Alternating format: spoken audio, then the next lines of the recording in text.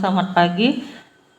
Kita akan buka firman Tuhan pada pagi hari ini, kitab Markus pasal 2, ayat 21 dan 22. Tidak seorang pun menambalkan secari kain yang belum susut pada baju yang tua, karena jika demikian, kain penambal itu akan mencabiknya. Yang baru mencabik yang tua, lalu makin besarlah koyaknya. Demikian juga tidak seorang pun mengisi anggur yang baru ke dalam kantong kulit yang tua, karena jika demikian anggur itu akan mengoyakkan kantong itu, sehingga anggur itu kantongnya dua-duanya terbuang. Tetapi anggur yang baru hendaklah disimpan dalam kantong baru. Amin. Firman Tuhan ini menggambarkan bahwa tentang berkat Tuhan yang untuk kehidupan kita sehari-hari. Anggur itu melambangkan sesuatu yang baru di dalam kehidupan kita, yaitu sikap kita, tingkah laku kita. Setiap hari kita semakin lebih baik hidup kita, semakin hari kita semakin mengandalkan Tuhan, semakin dekat dengan Tuhan. Oleh sebab itu yang Tuhan minta bukan hanya kita berbuat sesuatu yang lebih baik, tetapi kita harus menyiapkan tempat yang baru. Apa itu tempat yang baru? Tempat yang baru adalah hati kita yang terpulihkan, hati kita yang siap menerima berkat yang baru. Hati kita yang siap menerima apapun, baik tidak baiknya, katakan Tuhan itu sangat baik. Karena tempat yang baru tentunya bukan bicara mudah, tetapi banyak hal yang harus dibuang dalam kehidupan kita. Hal-hal yang lama, kebiasaan-kebiasaan kita yang lama, sikap-sikap kita yang lama. Mungkin kita pernah kecewa dengan seseorang, kita buang itu dalam nama Yesus. Mungkin kita pernah dibuat sakit hati dengan perkataan orang, kita buang itu dalam nama Yesus. Mungkin kita merasa ada orang yang tidak pernah bisa menghargai kita,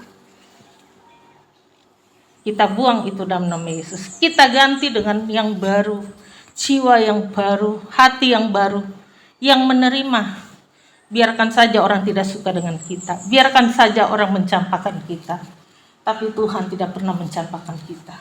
Saya belajar dari seorang kisah orang yang ODGJ, ya, orang yang dianggap tidak punya keluarga, hidupnya hanya di pinggir jalan, sehari-hari makannya dari tong sampah.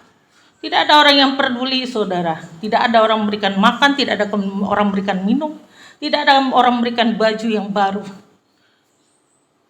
Tapi ketika Tuhan memelihara dan dia percaya kepada Tuhan itu adalah yang punya langit bumi ini, dia tetap terpelihara, saudara. Sekalipun tidak ada orang yang peduli. Bagaimana dengan kita? Jangankan makan minumnya, nyawanya saja Tuhan pelihara, saudara. Ketabrak mobil pun masih bisa hidup. Coba kita ketabrak mobil, habis. Kenapa? Karena Tuhan memelihara. Orang tidak peduli kita, tidak menjadi masalah. Tuhan peduli kepada saudara dan saya. Orang mencampakkan kita tidak masalah. Tuhan tidak pernah campakkan kita. Selagi kita yakin punya iman kepada Tuhan. Dan Tuhan tidak pernah membedakan suku, agama. Tuhan tidak pernah membedakan ras kita. Yang Tuhan lihat adalah hati kita. Sebab itu hati kita dibersihkan dulu, saudara. Itu adalah tempat yang baru, diisi dengan berkat yang baru, sukacita yang baru. Mungkin kalau uang bisa dicari, saudara, barang bisa dibeli, sukacita tidak akan bisa dibeli dimanapun. Anda mau ke dalam negeri, ke luar negeri, tidak akan bisa membeli namanya sukacita. Kenapa? Sukacita itu datangnya dari Tuhan. Saat kita punya kantong yang baru. Oleh sebab itu, mari kita tetap bersihkan hati, menjaga diri kita dari segala kewaspadaan. Karena firman Tuhan katakan dari situlah terpancar kehidupan kita. Siapa kita sebenarnya di hadapan Tuhan? Kita adalah orang yang sangat berharga. Disitulah saya belajar untuk lebih mengandalkan Tuhan. Dan saya yakin, saya percaya Tuhan sedang membuka berkat-berkat yang baru disinilah kita yakin bahwa segala sesuatu di hidup kita adalah penyertaan Tuhan.